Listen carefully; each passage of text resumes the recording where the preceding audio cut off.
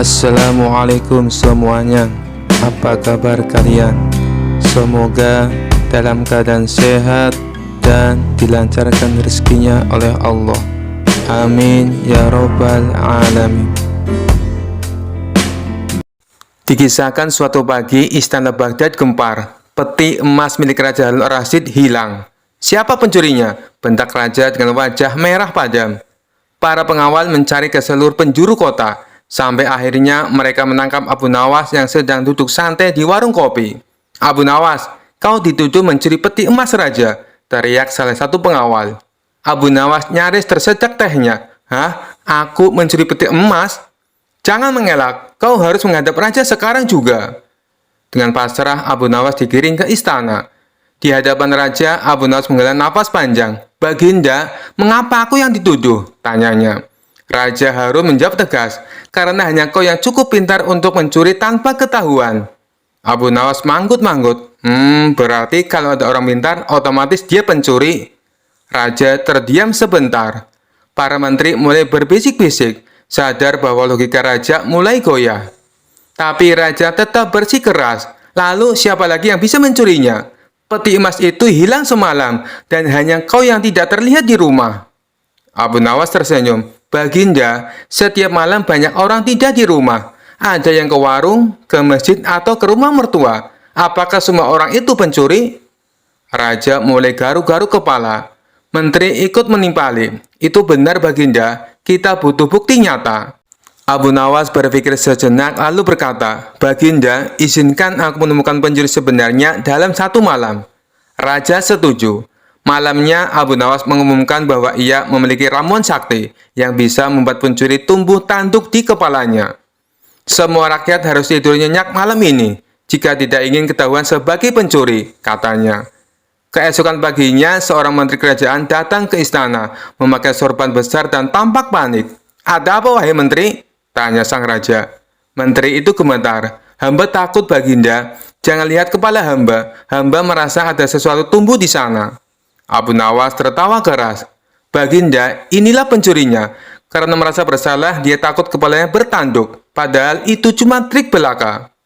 Menteri langsung ketakutan dan mengaku telah mencuri peti emas. Raja pun murka. "Pengawal, tangkap dia dan kembalikan petiku." Setelah peti emas kembali, raja tersenyum lebar. "Abu Nawas, kau memang cerdik. Sebagai hadiah, kau boleh mengambil satu kantong emas dari petiku." Abu Nawas tersenyum. "Terima kasih Baginda, tapi saya lebih senang minum teh di warung daripada dituduh macam-macam lagi." Semua orang tertawa, sementara Abu Nawas kembali ke warung dengan bangga. Kisah selanjutnya. Suatu hari, raja sedang dalam suasana hati yang sangat aneh. Ia ingin menguji kecerdikan Abu Nawas sekali lagi dengan perintah yang mustahil.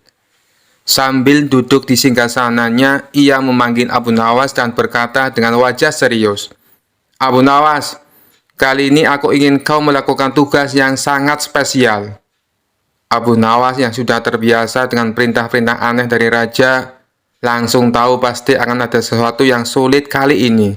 Tapi ia tetap tersenyum dan bertanya, "Apa perintah paduka kali ini?"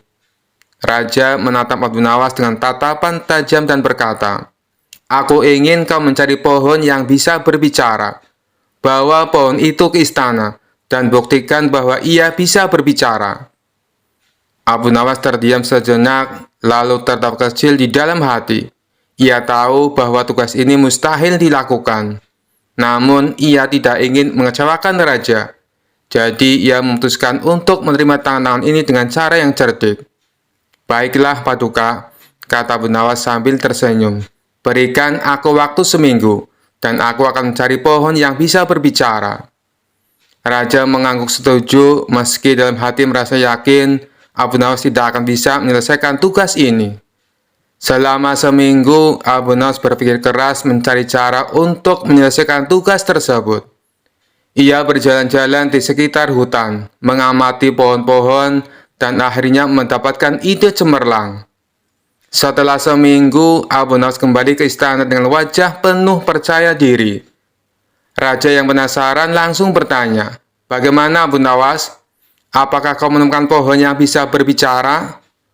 Abu Nawas tersenyum dan menjawab, "Tentu saja, Paduka. Pohon itu ada di hutan dekat desa. Saya sudah berbicara dengannya, dan ia setuju untuk menjawab pertanyaan Paduka. Tapi pohon itu punya syarat." Raja tercengang dan bertanya, "Syarat? Apa syaratnya?" Abu Nawas menjelaskan, "Pohon itu tidak mau diganggu oleh banyak orang. Ia ingin Paduka datang sendirian tanpa ada pengawal.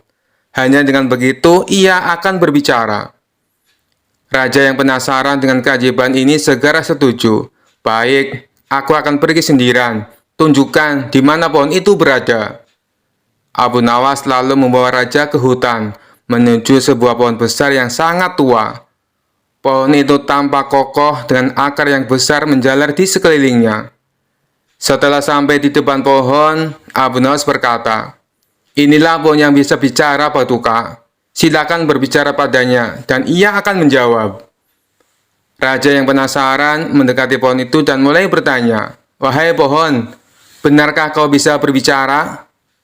Tentu saja pohon itu diam saja, tidak ada suara apapun. Raja mulai bingung, lalu menoleh ke Abu Nawas dan bertanya, "Mengapa pohon ini tidak berbicara?"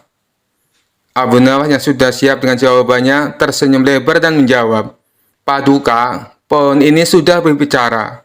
Namun ia berbicara dengan caranya sendiri, bukan dengan kata-kata." Raja semakin bingung, "Apa maksudmu, Abu Nawas?" Abu Nawas lalu menjelaskan, "Paduka, setiap pohon berbicara melalui gerakannya. Daunnya yang melambai ditiup angin, cabangnya yang bergoyang ketika disentuh, itu semua adalah bahasa mereka. Pohon ini tadi sudah menyapa Paduka dengan anggukan dahan dan hembusan angin. Bukankah itu tanda ia merespon kehadiran Paduka?" Raja berpikir sejenak, lalu melihat ke arah pohon yang memang melambai sedikit karena angin. Meskipun Raja tahu bahwa pohon tidak berbicara seperti manusia, ia tidak bisa menyangkal kecerdikan Abu Nawas. "Abu Nawas, kau memang luar biasa," kata Raja sambil tertawa. "Aku tidak menyangka kau bisa menemukan jawaban untuk tugas ini. Pohon ini memang tidak berbicara seperti manusia, tapi aku harus mengakui, kau benar, setiap makhluk punya cara sendiri untuk berbicara." Abu Nawas membungkuk hormat dan berkata, "Terima kasih, Paduka. Pohon ini memang luar biasa, seperti halnya setiap ciptaan di alam. Mereka semua berbicara, hanya saja kita yang harus mendengarkan dengan cara yang berbeda." Raja puas dengan jawaban itu, dan sejak itu ia tidak pernah lagi meragukan kecerdikan Abu Nawas. Meskipun perintah-perintah ia berikan selalu di luar akal sehat. Dan tentu saja orang-orang di istana kembali tertawa, karena Abu Nawas lagi-lagi berhasil mengatasi tantangan yang mustahil dengan cara yang kocak dan cerdas. Kisah selanjutnya. Dikisahkan suatu hari di sebuah desa kecil, Abu Nawas dan Abu Jahil kebetulan bertemu di pasar. Namun kali ini mereka bukan bersaing dalam adu argumen atau lelucon, melainkan soal cinta. Ada seorang gadis cantik bernama Zainab yang membuat kedua sahabat itu tergila-gila. Abu Jahil yang selalu merasa dirinya lebih unggul berkata kepada Abu Nawas, "Dengar Abu Nawas, Zainab itu pasti akan memilihku. Aku punya pakaian terbaik, uang yang banyak, dan wajah tampan." Abu Nawas tersenyum santai. "Abu Jahil, kau lupa, cinta itu bukan soal pakaian atau uang. Yang penting adalah pesona alami. Dan itu adalah aku." Keduanya sepakat untuk mencoba memikat Zainab secara langsung. Abu Jahil yang lebih dulu tiba di rumah Zainab membawa sekeranjang besar buah-buahan mahal. Ia mengetuk pintu dan berkata dengan penuh percaya diri, "Zainab, ini buah-buahan dari kebunku. Semua untukmu sebagai tanda cintaku." Zainab tersenyum sopan dan menerima buah itu, tapi dalam hati ia merasa biasa saja. Giliran Abu Nawas datang. Ia hanya membawa sepotong kue kecil.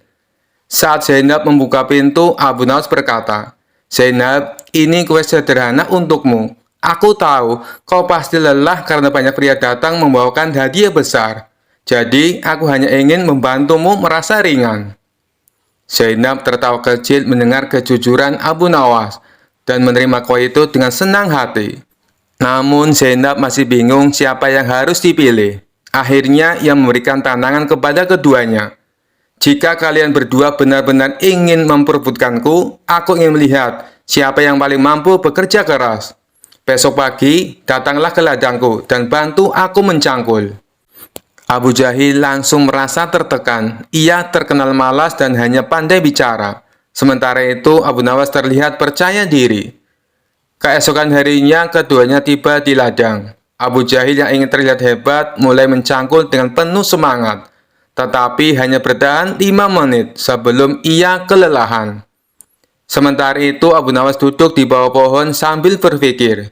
Zainab, aku tahu mencangkul itu penting. Tapi bukankah lebih baik aku membantu dengan cara yang lain? Zainab penasaran. Apa maksudmu, Abu Nawas? Abu Nawas mengambil suling kecil dari kantongnya dan mulai memainkan musik yang merdu. Ternyata suara suling itu membuat beberapa petani yang lewat tertarik untuk membantu mencangkul ladang Zainab. Dalam waktu singkat, seluruh ladang selesai dicangkul. Zainab tersenyum lebar melihat hasilnya. Ia berkata kepada Abu Jahil, "Kau bekerja keras, tapi sayangnya kau cepat lelah." Kemudian ia menatap Abu Nawas. "Kau tidak hanya membantu dengan caramu sendiri, tapi juga mengajak orang lain untuk membantuku. Aku rasa aku sudah tahu siapa yang pantas menjadi pendampingku." Abu Jahil hanya bisa menghela nafas panjang. "Abu Nawas, kau memang licik, tapi aku harus mengakuinya. Kau lebih pintar dariku." Abu Nawas tersenyum penuh kemenangan. Tetapi sebelum ia sempat membalas, Abu Jahil menambahkan, "Tapi jangan lupa, kau harus mentraktirku makan besar setelah ini. Aku bekerja keras demi ladang Zainab." Semua tertawa termasuk Zainab, yang akhirnya memilih Abu Nawas sebagai pemenang. Kisah selanjutnya. Di sebuah acara di Istana Raja Harun al-Rasyid hadir seorang tamu istimewa, yaitu Habib Ba'alawi, seorang ulama dari Yaman yang terkenal membanggakan nasabnya, yang katanya tersambung langsung ke Nabi Muhammad SAW. Habib ini tidak hanya berbicara tentang ilmu agama, tetapi juga sering menyisipkan cerita tentang garis keturunannya. "Aku adalah keturunan Rasulullah, maka sudah sepantasnya aku dihormati lebih dari siapapun di sini," katanya dengan suara lantang, membuat beberapa tamu istana merasa risih. Raja Harun yang tahu Abu Nawas pasti bisa menghibur suasana memanggilnya. "Abu Nawas, kemarilah. Aku ingin kau berbincang dengan Habib Ba'alawi. Tapi hati-hati, dia sangat membanggakan garis keturunannya." Abu Nawas dengan senyum tipisnya segera menghampiri Habib Ba'alawi. "Tuan Habib, sungguh mulia nasab Anda yang tersambung langsung ke Nabi. Saya ini hanya rakyat biasa, tapi bolehkah saya bertanya?" "Silakan Abu Nawas," jawab Habib dengan nada tinggi, merasa posisinya lebih tinggi. Abu Nawas memulai dengan nada polos. "Tuan Habib, karena nasab Anda sangat mulia, saya penasaran. Apakah kemuliaan itu otomatis membuat Anda bebas dari dosa?" Habib Ba'alawi menjawab dengan yakin, "Tentu saja tidak. Tapi keturunan Nabi memiliki tanggung jawab besar untuk menjaga martabat dan kehormatan." "Luar biasa," kata Abu Nawas sambil mengangguk-angguk. "Berarti jika Anda melakukan kesalahan, kesalahan itu tidak bisa disalahkan pada Nabi kan?" "Tentu saja tidak," jawab tegas sang Habib. "Kalau begitu Tuan Habib," lanjut Abu Nawas dengan senyum lecek, "mengapa Anda terus-menerus membanggakan nasab Anda? Bukankah yang penting itu amal perbuatan, bukan asal keturunan?" Para tamu istana langsung menahan tawa. Sang Habib mulai gugup, tetapi mencoba mempertahankan wibawanya. Habib Ba'alawi menjawab dengan nada tinggi, "Nasabku adalah kehormatan yang harus dijaga. Kau Abu Nawas tidak tahu betapa sulitnya menjadi keturunan Nabi." Abu Nawas tersenyum santai. "Tuan Habib, saya bukan keturunan Nabi, tapi saya tahu satu hal. Di akhirat nanti, Tuhan tidak akan bertanya siapa nenek moyang kita, tetapi apa yang sudah kita lakukan di dunia ini." Sang Habib mulai terpojok, tetapi tetap mencoba membalas. Tapi Abu Nawas, kau harus tahu, aku ini ibarat akar yang mulia, sedangkan kau mungkin hanya ranting liar yang tumbuh di mana-mana. Abu Nawas tertawa kecil. Tuan Habib, akar memang penting. Tapi jika pohonnya tidak berbuah, apa gunanya? Sedangkan ranting liar seperti saya, meskipun kecil, kadang bisa memberi buah yang manis. Raja Harun al-Rasyid langsung tertawa terbahak-bahak mendengar jawaban Abu Nawas. Para tamu pun ikut tertawa, sementara wajah Habib mulai memerah karena malu. Melihat suasana semakin panas, Abu Nawas menambahkan, "Tuan Habib, jangan marah. Anda seperti permata. Saya seperti batu biasa. Tapi ingat, bahkan permata tetap harus diasah agar berharga. Sedangkan batu biasa seperti saya, kadang bisa menjadi pondasi rumah yang kuat." Sang Habib hanya terdiam, menyadari bahwa Abu Nawas tidak hanya cerdas, tetapi juga berbicara dengan penuh makna. Dengan malu-malu, ia berkata, "Abu Nawas, kau benar. Aku harus lebih banyak belajar rendah hati." Abu Nawas tersenyum, "Tuan Habib, kita semua belajar. Saya pun belajar dari Anda. Tapi jangan terlalu sering bicara tentang nasab, karena Tuhan menilai dari hati, bukan dari silsilah." Raja Harun tertawa puas. "Abu Nawas, kau telah menyelamatkan acara ini dari kebosanan. Habib, anggap ini pelajaran berharga." Sejak itu, Habib Ba'alawi lebih berhati-hati dalam membanggakan nasabnya. Sementara Abu Nawas kembali menjadi pahlawan cerdik istana yang dihormati semua orang. Kisah selanjutnya. Suatu hari, Raja kembali memanggil Abu Nawas ke istana untuk memberi perintah aneh lagi. Raja yang terkenal suka menguji kecerdikan Abu Nawas tersenyum licik dan berkata, "Abu Nawas, kali ini aku punya tugas sangat penting untukmu." Abu Nawas sudah mencium gelagat tak biasa, menjawab dengan hati-hati, "Apa tugasnya, tuanku?" Raja dengan suara lantang berkata, "Aku ingin kau pergi dan mencari ujung bumi. Bawa aku laporan tentang apa yang ada di sana. Jangan kembali sampai kau menemukannya." Abu Nawas yang tahu bahwa perintah ini jelas-jelas mustahil, pura-pura terkejut. Tapi seperti biasa, ia segera berpikir cepat. Dengan wajah serius, Abu Nawas menjawab, "Baik, tuanku. Hamba akan mencari ujung bumi, tapi hamba butuh beberapa persiapan." Raja mengangkat alis penasaran. "Apa yang kau butuhkan kali ini, Abu Nawas?" Abu Nawas dengan tenang menjawab, "Karena perjalanan ini sangat jauh dan berbahaya, hamba butuh bekal yang cukup besar. Sekitar 100 unta penuh dengan makanan, minuman, dan persediaan lainnya. Selain itu, hamba juga butuh pasukan kecil untuk melindungi hamba dari bahaya selama perjalanan." Raja berpikir sejenak lalu setuju. "Baiklah, aku akan berikan semua yang kau minta. Tapi ingat, jangan kembali sebelum kau menemukan ujung bumi." Abu Nawas tersenyum dan berjanji akan melakukan tugasnya dengan baik. Lalu ia segera memulai perjalanannya dengan 100 unta penuh bekal dan pasukan kecil yang menyertainya. Selama beberapa minggu, Abu Nawas dan rombongannya berkeliling kota, berpura-pura sedang dalam perjalanan jauh. Setiap hari, ia dan pasukannya beristirahat, makan enak, dan menikmati hidup. Sementara orang-orang di kota berpikir Abu Nawas sedang melakukan perjalanan untuk mencari ujung bumi. Setelah beberapa waktu, Abu Nawas merasa cukup. Ia lalu memerintahkan pasukannya untuk kembali ke istana. Saat tiba di depan raja, Abu Nawas melaporkan dengan penuh kepercayaan diri, "Tuanku, hamba telah pergi mencari ujung bumi, dan hamba punya kabar penting." Raja yang sangat penasaran bertanya, "Apa yang kau temukan, Abu Nawas? Apakah kau menemukan ujung bumi?" Abu Nawas mengangguk serius dan menjawab, "Benar, tuanku. Hamba telah menemukannya. Ternyata ujung bumi itu adalah tempat di mana langit dan bumi bertemu, tepat di pintu gerbang istana ini." Raja tercengang mendengar jawaban itu. "Apa maksudmu, Abu Nawas?" Dengan cerdik, Abu Nawas menjelaskan, "Setelah perjalanan jauh, hamba menyadari bahwa setiap kali kita berjalan lebih jauh, bumi tampaknya tak berujung. Tapi ketika hamba kembali ke istana ini, hamba menyadari bahwa semua perjalanan berakhir di sini, tempat di mana Tuanku berkuasa.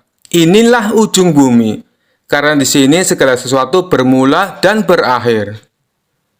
Raja terdiam sejenak, berpikir keras. Ia tahu Abu Nawas sedang bermain-main dengan logika, tapi jawaban itu sangat masuk akal dan filosofis. Akhirnya Raja tertawa terbahak-bahak dan berkata, "Abu Nawas, kau memang tak pernah gagal membuatku kagum. Kau telah melaksanakan tugasmu dengan baik. Ujung bumi memang berada di sini, di bawah kekuasaanku." Semua orang istana ikut tertawa, sementara Abu Nawas tersenyum puas. Sekali lagi ia berhasil keluar dari tugas mustahil dengan cara yang cerdik dan kocak, membuat raja tak bisa berkata apa-apa selain tertawa. Kisah selanjutnya. Abu Nawas dalam cerita lucu ini ditantang 3 orang sombong. Mereka pintar, tapi suka menantang siapa saja yang ditemui. Kali ini ketiganya coba menguji kepintaran Abu Nawas. Bermula 3 orang sombong ini memasuki kampung Abu Nawas. Kemudian penduduk setempat berusaha menghalangi 3 orang tersebut. Tapi tidak tahu harus bagaimana. Akhirnya penduduk setempat melaporkannya kepada Abu Nawas karena bisa menandinginya. Lalu Abu Nawas setuju. Dengan senang hati, ia akan mengadu kepintaran dengan 3 orang yang dikenal cerdik tersebut. Saat itu mereka adu kepintaran di sebuah lapangan, sehingga masyarakat bisa menontonnya. Satu dari 3 orang cerdik tersebut bertanya kepada Abu Nawas, "Di mana sebenarnya pusat bumi ini, wahai Abu Nawas yang bodoh?" Disebut bodoh, Abu Nawas ternyata tidak marah. Justru membalasnya dengan senyum. Lalu ia menjawabnya dengan nada santai. "Tentu itu mudah. Pusat bumi ada di bawah kakiku." Namun ketiga orang sombong ini tidak terima dengan jawaban dari Abu Nawas. Mereka bertanya kembali bagaimana Abu Nawas bisa tahu. "Kalau kalian tidak percaya, ukur saja sendiri," ujar Abu Nawas. Orang pertama yang bertanya kepada Abu Nawas hanya terdiam setelah mendengar jawabannya. Selanjutnya orang kedua bertanya, "Berapakah jumlah bintang yang ada di langit?" tanyanya. Ternyata pertanyaan itu hampir sama dengan yang pertama, dan sudah dipastikan Abu Nawas bisa menjawabnya dengan mudah. Abu Nawas menjawab, "Jumlah bintang-bintang yang ada di langit sama dengan jumlah bulu keledaiku ini. Kalau tidak percaya, silakan Anda hitung bulu keledaiku ini. Pasti Anda akan tahu kebenarannya." Kesal mendengar jawaban Abu Nawas, orang ketiga dari kawanan itu lalu mengajukan pertanyaan kepada Abu Nawas. "Anda tahu bulu keledai? Coba berapa jumlah bulu yang ada di keledai itu?" tanya orang ketiga tersebut. Abu Nawas hanya tertawa meledek. Ia menganggap pertanyaan dari ketiga orang itu tidak kreatif, karena semua pertanyaannya sama, yakni menanyakan jumlah. Jumlah bulu ekor keledai ini sama dengan jumlah rambut yang ada di jenggot Anda. Kalau tidak percaya, silakan cabut satu persatu, ucap Abu Nawas. Sadar jika bulu jenggot dicabut satu persatu akan sakit, maka orang ketiga itu langsung terdiam dengan jawaban dari Abu Nawas. Ingin membalasnya, tapi tidak tahu apa yang harus ditanyakan lagi, karena ternyata Abu Nawas lebih cerdik dari dirinya. Kisah selanjutnya. Suatu hari Khalifah Harun al-Rasyid ingin menguji kecerdikan Abu Nawas. Khalifah Harun al-Rasyid mengundang Abu Nawas ke istana dan memberikan kepadanya sebuah tantangan. "Abu Nawas, aku ingin kamu membawa sesuatu yang bisa membuat aku senang saat aku sedih, dan membuat aku sedih saat aku senang." Abu Nawas menanggapi tantangan ini dengan tenang. Dia berpikir sejenak, lalu pergi dari istana untuk mempersiapkan jawabannya. Keesokan harinya, Abu Nawas kembali ke istana dengan membawa sebuah bingkai cermin kecil. Khalifah Harun al-Rasyid bingung melihat benda yang dibawa oleh Abu Nawas. "Apa ini, Abu Nawas?" tanya Baginda Raja. "Inilah jawabannya, tuanku," jawab Abu Nawas sambil menyerahkan cermin kecil itu kepada Khalifah Harun al-Rasyid. Khalifah Harun al-Rasyid mengambil cermin itu dan melihat wajahnya sendiri di dalamnya. Abu Nawas lalu menjelaskan, "Ketika tuanku merasa sedih, lihatlah ke dalam cermin ini, dan tuanku akan melihat betapa berharganya diri tuanku, yang akan membuat tuanku merasa senang," kata Abu Nawas. "Namun ketika tuanku merasa senang, lihatlah lagi ke dalam cermin ini, dan tuanku akan disadarkan bahwa tak peduli seberapa bahagia tuanku, akhirnya tuanku tetap manusia biasa," kata Abu Nawas lagi. Khalifah Harun al-Rasyid sangat terkesan dengan kecerdikan Abu Nawas. Dia menyadari bahwa Abu Nawas telah berhasil memenuhi tantangannya dengan cara yang sangat cerdas dan unik. Khalifah Harun al-Rasyid lalu memberikan hadiah kepada Abu Nawas sebagai tanda penghargaan atas kecerdikan dan kearifannya. Kisah selanjutnya. Dikisahkan Abu Nawas mempunyai tetangga seorang ateis. Ateis merupakan keyakinan yang tidak mempercayai adanya Tuhan. Meskipun demikian, Abu Nawas tetap menghormati tetangganya yang ateis itu. Apabila Abu Nawas mendapatkan rezeki yang berlebih, ia selalu berbagi dengan para tetangga, termasuk tetangganya yang ateis itu. Begitupun sebaliknya, tetangganya yang ateis itu selalu berbagi kepada Abu Nawas jika dia mendapat rezeki yang banyak. Mereka hidup rukun dan saling menghormati, meskipun keyakinan mereka berbeda. Namun ada satu hal yang membuat tetangga ateis ini kesal dengan perilaku Abu Nawas. Pasalnya, setiap orang ateis ini akan berangkat kerja, Abu Nawas selalu berkata padanya, "Alhamdulillah," saat melewati depan rumahnya. Sebenarnya ucapan tersebut bukan untuk mengolok-olok tetangganya yang ateis itu. Hal itu karena Abu Nawas selalu mengatakan Alhamdulillah kepada siapa saja yang lewat di depan rumahnya, dan sudah menjadi kebiasaannya. Lama-kelamaan tetangga ateis ini merasa tidak nyaman dan terganggu dengan ucapan tersebut. Suatu pagi saat hendak berangkat kerja, ia melihat Abu Nawas sudah duduk di depan rumah. Saat dirinya melintas tepat di depan rumah Abu Nawas sambil tersenyum, terdengar ucapan Alhamdulillah. Marahlah tetangga ateis itu. "Tidak ada Tuhan," teriaknya dengan mata melotot. Abu Nawas pun terkejut melihat tetangganya yang tiba-tiba marah. "Hei kawan, kenapa kau begitu emosi? Apa salah saya?" tanya Abu Nawas heran. "Aku tidak suka dengan ucapanmu. Jangan ucapkan kata-kata itu di depanku," bentak orang ateis itu. Karena tak ingin ribut dengan tetangganya, Abu Nawas memilih untuk mengalah. "Baiklah kawan, saya tidak akan mengulanginya lagi," ucap Abu Nawas. Akibat kejadian itu, hubungan antara mereka pun menjadi renggang. Sebenarnya Abu Nawas sudah berusaha untuk tetap menjalin silaturahim, namun tetangga ateis itu justru malah menjauhinya. Pada suatu malam, Abu Nawas merasakan sangat lapar, sedangkan dirinya tak punya uang sepeser pun untuk membeli makanan. Selepas sholat Isya, Abu Nawas berdoa, "Ya Allah, saya sedang mengalami masa yang sulit. Saya tidak punya uang, juga tidak punya pekerjaan. Berilah saya rezeki ya Allah. Malam ini saya sangat lapar. Saya membutuhkan makanan," ucap Abu Nawas dalam doanya.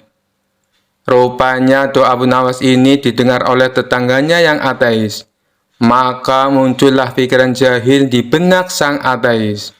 Aku akan mengerji Abu Nawas, sekaligus membuktikan bahwa Tuhannya tidak bisa memberinya makan, pikir tetangga ateis itu. Kemudian tetangga ateis itu pergi ke warung untuk membeli beberapa potong roti. Lalu dimasukkannya ke kantong yang besar. Ia juga menyelipkan kertas di dalamnya, di mana kertas itu terdapat tulisan, "Ini bukan dari Tuhanmu, ini dari tetanggamu yang ateis," tulisnya. Sepulangnya dari warung, ia meletakkan kantong besar tersebut tepat di depan pintu rumah Abu Nawas. Tetangga ateis itu lalu mengetuk pintu rumah Abu Nawas dan langsung bersembunyi di balik semak-semak. Ia penasaran dengan reaksi Abu Nawas ketika menerima hadiah darinya. Sementara Abu Nawas yang sedang khusyuk berdoa menghentikan doanya karena ia mendengar pintu rumahnya diketuk. Saat Abu Nawas membuka pintu, ia terkejut melihat ada kantong besar di depan rumahnya. Karena penasaran, ia segera membuka kantong tersebut dan dibuka. Ternyata isinya beberapa roti yang lezat. Abu Nawas langsung bersujud sebagai tanda rasa syukurnya. "Alhamdulillah ya Allah," ucap Abu Nawas setengah teriak. Namun tiba-tiba ia menemukan secari kertas yang berada di antara tumpukan roti. "Ini bukan dari Tuhanmu, ini dari tetanggamu yang ateis." Sejenak Abu Nawas terdiam. Dia pasti sedang mengawasiku dari suatu tempat. Dia mencoba menggoda keyakinanku, pikir Abu Nawas. Dengan suara lantang Abu Nawas berteriak, "Terima kasih ya Allah, Engkau telah mengirimku makanan melalui setan, dan setan itu pula yang membayar semua makanan ini." Tetangga ateis tersebut tentu saja menjadi kecewa. Ia tak menyangka disebut setan oleh Abu Nawas. "Dasar kurang ajar, bukannya berterima kasih kepada aku, tapi justru berterima kasih kepada Tuhannya. Malah aku disebut sebagai setan," gerutunya dalam hati. Kisah selanjutnya. Mungkin yang kita tahu selama ini, Abu Nawas dikenal sebagai tokoh sufi yang nyeleneh dari kota Baghdad. Namun ternyata dia juga adalah seorang ulama sufi yang sangat menguasai ilmu agama. Di sela-sela kesibukannya bolak-balik ke istana, Abu Nawas selalu menyempatkan waktu untuk mengajar murid-muridnya. Ia juga sering kedatangan tamu yang bertujuan hanya untuk bertanya tentang masalah agama. Suatu ketika, saat Abu Nawas sedang mengajar, datanglah seorang tamu pertama menghadap Abu Nawas.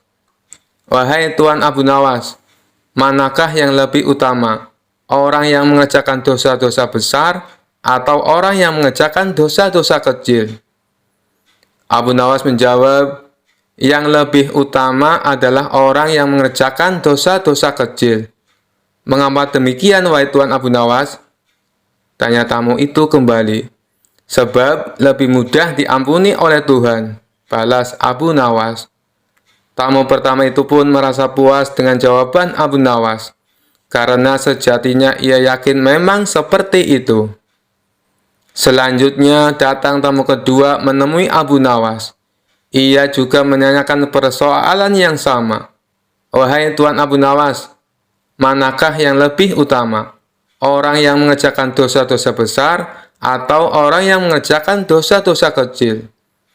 Abu Nawas menjawab, "Orang yang tidak mengerjakan keduanya." "Mengapa demikian, wahai Tuan Abu Nawas?" tanya tamu itu kembali. "Dengan tidak mengerjakan keduanya, tentu tidak memerlukan pengampunan dari Tuhan," jawab Abu Nawas. Tamu kedua itu pun bisa menerima dan memahami atas jawaban Abu Nawas itu. Tidak lama berselang, datang tamu ketiga menemui Abu Nawas. Tamu tersebut juga menanyakan hal yang sama. "Wahai Tuan Abu Nawas, manakah yang lebih utama? Orang yang mengerjakan dosa-dosa besar atau orang yang mengerjakan dosa-dosa kecil? Abu Nawas menjawab, orang yang mengerjakan dosa-dosa besar. Mengamat demikian, wahai Tuan Abu Nawas? Tanya tamu itu kembali. Sebab pengampunan Allah kepada hambanya sebanding dengan besarnya dosa hamba itu, jawab Abu Nawas. Mendengar jawaban Abu Nawas membuat tamu ketiga ini puas. Ia pun lalu pamit pulang. Ternyata selama Abu Nawas menerima ketiga tamu tersebut, ada salah satu muridnya yang selalu memperhatikan percakapan antara Abu Nawas dan tamu-tamunya itu. Sang murid merasa bingung dengan jawaban gurunya. Kenapa satu pertanyaan yang sama, tapi jawabannya berbeda-beda? Karena merasa penasaran, ia pun memberanikan diri menanyakan hal itu kepada Abu Nawas selaku gurunya. Wahai Tuan Guru, saya perhatikan dari awal, kenapa Tuan Guru memberikan jawaban yang berbeda? Padahal ketiga tamu tadi menanyakan persoalan yang sama. Abu Nawas hanya tersenyum mendengar pertanyaan muridnya itu. Ia pun lalu menjelaskan, wahai anakku, manusia itu dibagi menjadi 3 tingkatan. Tingkatan yang pertama adalah tingkatan mata. Tingkatan yang kedua adalah tingkatan otak. Dan tingkatan yang terakhir atau tingkatan yang ketiga adalah tingkatan hati. Adapun tamu yang pertama datang tadi, tingkatannya adalah tingkatan mata. Wahai Tuan Guru, tingkatan mata itu apa? Tanya si murid penasaran. Abu Nawas menjelaskan, tingkatan mata ibarat anak kecil yang melihat bintang di langit. Ia mengatakan bintang itu kecil, karena ia melihatnya hanya menggunakan mata.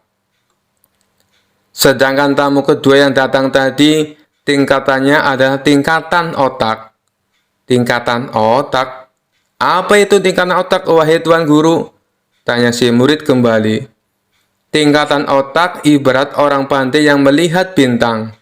Ia pasti akan mengatakan bintang itu besar, karena ia memang memiliki pengetahuan, jawab Abu Nawas. Dan tamu yang terakhir datang tadi atau tamu yang ketiga, dia tingkatannya adalah tingkatan hati, lanjut Abu Nawas. Lalu, apa itu tingkatan hati, wahai Tuan Guru? Tanya si murid. Tingkatan hati ibarat orang pandai dan mengerti, yang melihat bintang di langit. Ia tetap akan mengatakan bintang itu kecil, walaupun ia tahu bahwa bintang itu sebenarnya adalah besar.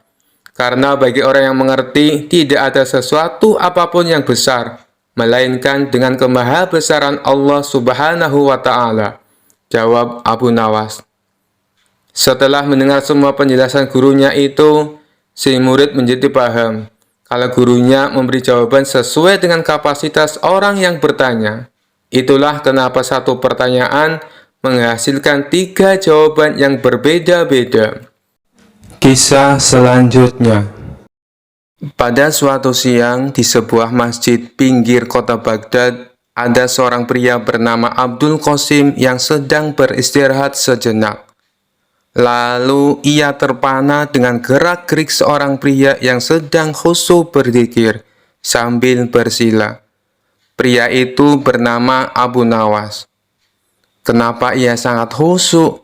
Jangan-jangan dalam pejaman matanya ia sedang melihat Allah, gumam Abdul Qasim dalam hati. Merasa cemburu karena mengira Abu Nawas dapat melihat Allah, Abdul Qasim pun mengusik pria tersebut. Ia duduk bersila tak jauh dari pria itu dan menunggu waktu yang tepat untuk menyapanya. Hampir setengah jam Abdul Qasim duduk menanti. Akhirnya Abu Nawas membuka mata dan menoleh pada Abdul Qasim yang tengah memandanginya dengan penuh kekaguman. Ada apa gerangan? Kenapa kau memandangku dengan begitu tajam? Ucap Abu Nawas. Begini Tuan, saya perhatikan dari tadi, Tuan tampak khusyuk saat berzikir sambil memejamkan mata. Apakah itu artinya Tuan melihat Allah? Tanya Abdul Qasim. Allah tidak dapat dilihat, tapi kehadirannya bisa dirasakan. Jelas pria itu. Bagaimana bisa merasakan kehadiran Allah? Apakah ia sekarang ada di sini? Kenapa saya tidak bisa merasakan kehadirannya? Tanya Abdul Qasim. Sebelum kamu dapat merasakan kehadiran Allah, kamu harus menemukannya terlebih dahulu, jawab Abu Nawas. Abdul Qasim tersenyum girang. Sebenarnya sudah lama ia mengembara mencari Tuhan, namun ia tak pernah menemukannya. Setelah bertemu Abu Nawas, ia merasa benar-benar lega dan gembira. Terasa seperti menemukan kunci yang hilang. Lantas, di mana dan bagaimana saya bisa menemukan Tuhan yang selama ini aku cari-cari, Tuan? Tanya Abdul Qasim. Abu Nawas tersenyum. Lalu ia menyuruh Abdul Qasim untuk sholat 2 rakaat. Jika sudah selesai, ia meminta Abdul Qasim untuk menceritakan apa yang dirasakannya. Setelah mendengarkan perintah tersebut, Abdul Qasim lalu menjalankan sholat 2 rakaat. Setelah itu, ia mengatakan apa yang dirasakannya kepada Abu Nawas. Tuan, terus terang saja, selama sholat 2 rakaat, aku lebih banyak melamun, jawab Abdul Qasim. Sebenarnya saya melafalkan semua bacaan sholat, tapi pikiran saya melayang kemana-mana. Saya juga memikirkan saat Tuan sedang berzikir. Saya merasa cemburu, kenapa Tuan bisa sangat khusus saat berzikir, sedangkan saya merasa sangat hampa, jelas Abdul Qasim. Abu Nawas kembali tersenyum, kemudian ia membuat kesepakatan agar keduanya bertemu lagi di distrik Qomti untuk mengembara mencari Tuhan. Tentu saja Abdul Qasim menerima kesepakatan itu. Ia justru merasa bersemangat. 2 hari kemudian, Abu Nawas tiba di Qomti dengan beragam perlengkapan untuk perjalanan jarak jauh. Dirinya punya tekad untuk tak akan pulang dari perjalanan sebelum temannya Abdul Qasim menemukan Allah. Tak lama kemudian, datanglah Abdul Qasim dengan beragam perlengkapan pula. Mereka lalu melakukan perjalanan dengan mengendarai unta menuju pusat kota Baghdad. Kita akan berjalan ke pusat kota Baghdad. Di sana penuh keramaian, sehingga Allah pasti ada untuk mengatur peran-peran dari kehidupan manusia dan rezeki setiap orang. Namun, tampaknya tak semua orang bisa merasakan kehadiran Allah, seperti yang sekarang ini kamu alami, ucap pria cerdas itu kepada Abdul Qasim. Baiklah Tuan, aku siap melakukan perjalanan ini, jawab Abdul Qasim. Jarak antara Qomti dan pusat kota Baghdad sangatlah jauh. Di antara keduanya terbentang padang pasir yang gersang dan panas. Dalam perjalanan, tiba-tiba Abu Nawas mengatakan pada Abdul Qasim bahwa mereka nanti akan menjamak sholat untuk menghemat waktu. Temanku Abdul Qasim, untuk menghemat waktu, bagaimana kalau kita nanti melakukan sholat jamak takhir? Artinya, kita tidak hanya akan mengurangi jumlah rakaat sholat, tapi juga menggabungkan sholat duhur dengan sholat asar di satu waktu, yaitu di waktu sholat asar, ucap Abu Nawas. Tuan, mengapa kita tidak sholat jamak takdim saja? Jadi kita bisa menggabungkan sholat duhur dan asar bersamaan siang ini di padang pasir, tanya Abdul Qasim keheranan. Kenapa engkau lebih memilih sholat jamak takdim ketimbang jamak takhir, wahai temanku Abdul Qasim? Tanya Abu Nawas. Begini Tuan, saya hanya merasa khawatir bila sebelum asar tiba-tiba kita dirampok penyamun dan mati dibunuh.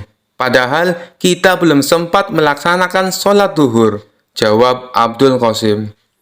Abu Nawas tersenyum lebar. Temanku Abdul Qasim, sholat itu sesungguhnya berasik-asik dengan Allah. Kiranya sholat tak boleh jadi beban. Sebenarnya tak hanya sholat, tapi semua syariat dalam Islam tak boleh manusia jadikan beban. Maka dari itu, Ada baiknya jika tempat sholat itu nyaman dan mengasyikkan. Jika kita melaksanakan sholat di padang pasir yang panas sekali ini, bisa saja sholat kita kurang khusyuk dan tidak asyik, kata Abu Nawas sambil menginjak-injak pasir. Coba peganglah pasir-pasir ini, sangat panas. Jidatmu bisa saja melepuh jika kamu sholat di sini. Itu berarti sholat yang kamu laksanakan tak hanya jadi beban, tapi juga bisa membahayakan. Mari kita cari masjid di desa Kubedi atau Isbilya. Apabila sesuai perkiraanmu, kita dirampok dan dibunuh sebelum sampai desa itu, tak perlu khawatir. Yang penting kita sudah berniat untuk sholat duhur. Baru berniat saja, Allah pasti sudah tersenyum. Apalagi jika kita benar-benar melaksanakannya. Imbuh Abu Nawas. Baiklah Tuan, saya paham sekarang, ucap Abdul Qasim sambil menganggukkan kepalanya. Setelah perbincangan tersebut, mereka lalu melanjutkan perjalanan. Tak lama kemudian, sampailah mereka di masjid di desa Isbilya. Mereka lalu bertemu dengan serombongan musafir yang berhenti di masjid dengan mengendarai unta mereka. Setelah Abu Nawas dan Abdul Qasim sholat, mereka mendapati bila rombongan musafir itu tidak ikut sholat. Karena penasaran, Abdul Qasim pun bertanya pada salah satu rombongan. "Mohon maaf Tuan, saya hendak bertanya, kenapa engkau sudah sampai masjid tapi tidak melaksanakan sholat?" tanya Abdul Qasim. "Oh, kami sebenarnya sudah melaksanakan sholat jamaah takdim di desa kami. Jadi, kami tak punya kewajiban lagi untuk sholat asar," jawab salah satu rombongan itu. "Lantas, mengapa kalian berhenti di masjid jika memang tak lagi punya kewajiban untuk sholat asar?" tanya Abdul Qasim penasaran. "Oh, itu karena beberapa ekor unta kami tampak kelelahan. Jadi, kami berhenti sejenak untuk membiarkan mereka beristirahat di taman masjid ini. Islam mengajarkan kami untuk tidak berbuat zalim kepada semua makhluk, termasuk pada unta-unta ini. Benar begitu kan?" jawab kepala rombongan. Abdul Qasim merasa kagum dengan jawaban ketua rombongan musafir itu. Namun masih ada yang ingin ia tanyakan. "Tuan, apakah engkau bersikap baik hanya pada unta saja atau pada semua binatang?" tanyanya. Ketua rombongan itu tersenyum lalu menjawab, "Jangankan kepada binatang, bahkan kepada pepohonan ini pun kami juga takut untuk berbuat zalim. Kita sholat untuk mencegah dari berbuat fahsyah dan mungkar. Untuk apa kita sholat jika tetap berbuat kejahatan terhadap sesama makhluk ciptaan Allah?" Abdul Qasim semakin kagum dengan jawaban tersebut. Ia lalu pamit untuk melanjutkan perjalanan bersama Abu Nawas. Sepanjang perjalanan, ia tampak lebih tenang saat mengendalikan untanya. Sepertinya ia tengah berusaha mencerna kalimat yang diucapkan oleh ketua rombongan musafir tadi. Abu Nawas mengajaknya berbicara untuk memecahkan keheningan. "Tampaknya kau sedang berpikir sesuatu.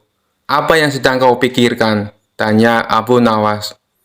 Abdul Qasim sangat bersemangat dan sontak bertanya, "Sebenarnya tadi saya mendengar kepala musafir menyebutkan kata fahsyah dan mungkar. Jujur saja, saya belum mengerti maksudnya, Tuan. Bolehkah saya meminta penjelasan pada Tuan?" "Oh, jadi itu yang membuatmu penasaran.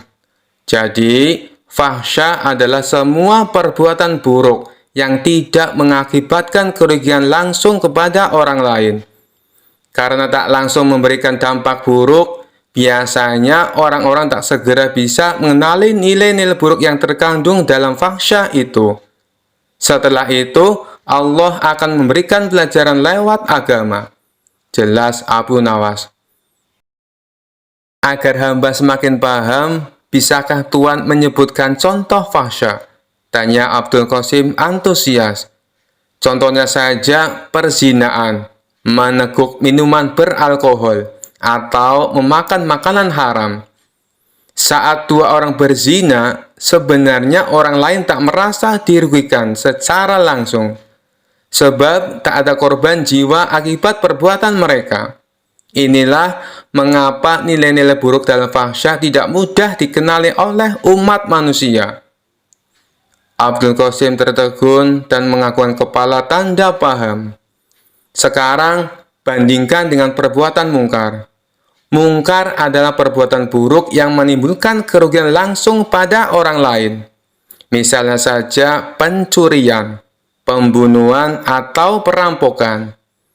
Karena semua itu berdampak langsung pada orang lain dan ada korban jiwa akibat perbuatan itu, maka nilai-nilai buruk yang terkandung dalam perbuatan mungkar gampang sekali dikenali. Bahkan seorang ateis sekalipun percaya bila pembunuhan, perampokan, dan pencurian adalah perbuatan buruk. Jelas Abu Nawas. Lelaki yang tengah mencari Tuhan itu pun merasa kagum dengan penjelasan dari tuannya. Hatinya berbunga, banyak sekali ilmu yang ia dapat dari perjalanan ini. Dari desa Isbilia, kedua penggemar itu melanjutkan perjalanan mereka ke pusat kota Baghdad. Selama 8 hari, mereka berjalan melewati padang pasir yang panas. Setelah melakukan perjalanan selama 13 hari, sampailah mereka di bibir kota Baghdad. Abu Nawas merasa heran karena sejumlah ruas jalan menuju pusat kota ditutup. Hampir 2 pekan melakukan perjalanan, pujangga ini tak tahu perkembangan berita. Mereka pun mencari-cari jalan agar cepat sampai di pusat kota Baghdad. Pada akhirnya, mereka pun berhasil sampai di pusat kota Baghdad. Ada ratusan ribu orang berkumpul di alun-alun karena hendak melaksanakan sholat. Rupanya, hal tersebutlah yang membuat sejumlah ruas jalan ditutup. Lalu Abu Nawas mengajak Abdul Qasim untuk ikut sholat berjamaah. Usai sholat, mereka menyaksikan sejumlah orang naik ke atas panggung, lalu satu persatu melakukan orasi. Beberapa orang berorasi menggunakan kalimat yang tak selayaknya diucapkan usai sholat. Abdul Qasim yang jarang berkunjung ke pusat kota Baghdad merasa terheran-heran menyaksikan pemandangan ini. Usai mendengarkan semua orasi, mereka melanjutkan perjalanan. Abu Nawas lalu bertanya pada Abdul Qasim, "Bagaimana? Apakah sejauh ini kamu sudah menemukan Tuhan?" "Belum sepenuhnya," jawab Abdul Qasim dengan nada suara agak sedih. "Bahkan sejujurnya, di alun-alun tadi saya merasa tidak sholat. Boro-boro saya menemukan Tuhan," imbuhnya.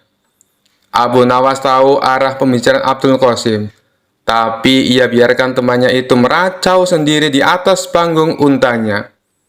"Saya merasa barusan mengalami perbuatan mungkar," ucap Abdul Qasim meracau. "Kenapa bisa begitu?" tanya Abu Nawas. "Saat menuju pusat kota Baghdad, kita tadi benar-benar kesulitan mencari jalan. Karena beberapa jalan ditutup gara-gara ratusan orang mau sholat di tanah lapang. Padahal sebelah lapangan itu ada masjid yang besar. Bukankah ini mirip definisi perbuatan mungkar yang Tuhan pernah jelaskan?" ucap Abdul Qasim. "Saya tak ingin buru-buru mengatakan yang mereka lakukan tadi itu adalah perbuatan mungkar. Siapa tahu mereka memang berniat untuk sholat berjamaah di tempat terbuka," ujar Abu Nawas. Dalam hati, Abu Nawas sebenarnya merasa senang karena temannya mulai menemukan pintu yang benar menuju Tuhan. Ia makin bersemangat menemani Abdul Qasim untuk menemukan Tuhan. Setelah 2 hari meninggalkan kota Baghdad, sampailah mereka di sebuah masjid kecil di pinggir gurun. Saat menambatkan unta di halaman masjid, mereka sadar bila bekal mereka telah habis. Lalu mereka pun bingung apa yang bisa dimakan di kampung kecil di tengah gurun seperti ini. Di tengah kebingungan, tiba-tiba datang sekelompok kafilah di masjid itu. Dari baju mereka yang kemal, mereka adalah kaum Badui miskin yang tampaknya tengah melakukan perjalanan jauh dan melelahkan. Usai menampatkan unta mereka, kepala kafilah itu menghampiri Abu Nawas dan Abul Qasim untuk memberi salam. Setelah berbincang singkat, kepala kafilah itu tahu bila Abu Nawas dan Abul Qasim sedang kelaparan. Tanpa basa-basi, kepala kafilah itu memberi mereka makanan. Awalnya Abu Nawas menolak, karena ia melihat makanan itu sebenarnya juga bekal terakhir yang dibawa kafilah itu. Tapi setelah kepala kafilah itu maksanya, akhirnya Abu Nawas menerima makanan itu. Tanpa sadar, ia meneteskan air mata karena merasa terharu. Kenapa Tuhan memberikan makanan ini pada kami? Padahal bekal Tuhan juga menipis. Sementara perjalanan Tuhan pasti masih jauh, tanya Abdul Qasim. Saudara mungkin tak tahu, sebenarnya saya bukan mengurangi bekal makanan, tapi justru sedang menambahnya, jelas ketua kafilah. Bagaimana bisa? Tanya Abdul Qasim bingung. Ingatlah perkataanku, wahai saudaraku. Allah memerintahkan kita untuk bersedekah, dalam kondisi sempit maupun lapang. Ia senang dengan apa yang kita kerjakan ini. Allah juga berjanji, jika kita bersedekah, maka ia akan menganjarkan pahala sebanyak 700 kali lipat. Bayangkan saja, saya sekarang memberi kalian sekantong makanan, maka nanti akan datang 700 kantong makanan untuk kami, ucap ketua kafilah. Bagaimana Tuhan bisa yakin? Seandainya 700 kantong makanan itu tidak datang, Tuhan akan mati kelaparan, ujar Abdul Qasim penasaran. Saya yakin sekali bahwa Allah di samping kita. Jangan pernah meragukan kemampuannya membagi-bagi rezeki. Buktinya, saat kalian sedang kelaparan di padang pasir, Allah tetap mengirimkan rezeki dengan mengutus kami datang ke masjid ini, ucap kepala kafilah sambil menepuk pundak Abdul Qasim. Lagi pula, jika Allah tidak memberikan 700 kantong makanan pada kami, pada nanti malam atau besok pagi hingga kami pun mati, saya lebih berbahagia lagi. Itu berarti Allah yang kami yakini selalu ada di samping kami. Akan segera kami jumpai dengan sepenuh keyakinan dan kebahagiaan. Imbuh ketua kafilah sambil undur diri untuk menyantap bekal terakhirnya. Sementara Abu Nawas dan Abdul Qasim menyantap makanan mereka dengan tetesan air mata. Saat senja tiba, rombongan kafilah itu mohon pamit. Lalu Abu Nawas dan Abdul Qasim mengantar kepergian mereka dengan syukur dan sukacita. Karena hari sudah semakin gelap, bagaimana kalau bermalam saja di masjid ini? Besok kita akan kembali ke rumah masing-masing, ucap Abdul Qasim. Apakah itu artinya kau sudah menemukan Tuhan, saudaraku Abdul Qasim? Tanya Abu Nawas.